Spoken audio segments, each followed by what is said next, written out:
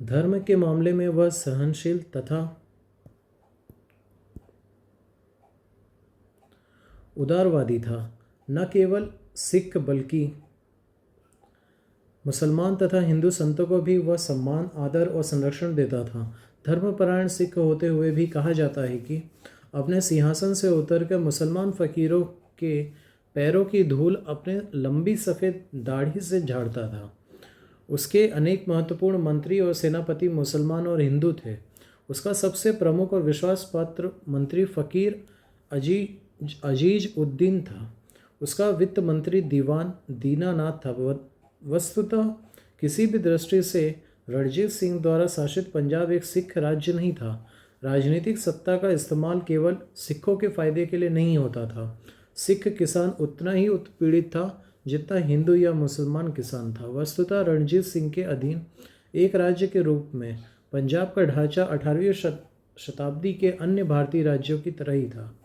जब 1809 में अंग्रेजों ने रणजीत सिंह को सतलुज पार करने से मना कर दिया और नदी के पूरब के सिख राज्यों को अपने संरक्षण में ले लिया, तब उसने चुप्पी साध ली, क्योंकि उसने महसूस किया कि उसके पास अंग्रेजों का मुकाबला करने की शक्ति नहीं है।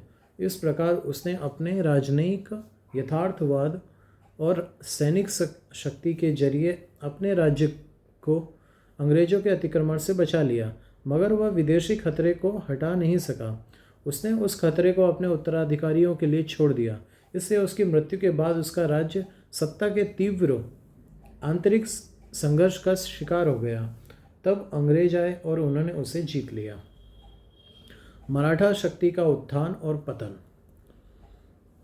पतनोन्मुख मुगल सत्ता को सबसे महत्वपूर्ण चुनौती मराठा राज्य से मिली, जो उत्तराधिकारी राज्यों में सबसे शक्तिशाली था। असल में मुगल साम्राज्य के विघटन से उत्पन्न राजनीतिक रिक्तता को भरने की शक्ति केवल उसी में थी। यही नहीं, उसने इस कार्य के लिए जरूरी कई प्रतिभाशाली सेनापतियों और राजनेताओं को पैदा किया था, मगर मराठा सरदारों में एकता नहीं थी और उनमें एक अखिल भारतीय साम्राज्य बनाने के लिए आवश्यक दृष्टिकोण और कार्यक्रम नहीं था। इसलिए वो मुगलों की जगह लेने में असफल रहे। मगर जब तक उन्होंने मुगल साम्राज्य को खत्म नहीं किया, तब तक वे इसके खिलाफ लगातार लड़ाई लड़ते रहे। शिवाजी के पोते शाहू को औरंगजेब ने 1689 से कैद कर रखा था।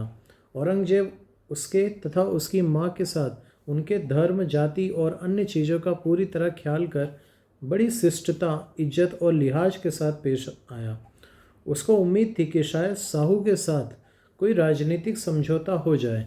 शाहू को 1707 में औरंगजेब की मृत्यु के बाद रिहा कर दिया गया। फिर जल्द ही शाहू और कोल्हापुर में रहने वाली उसकी चाची ताराबाई के बीच गृह युद्ध छिड़ गया।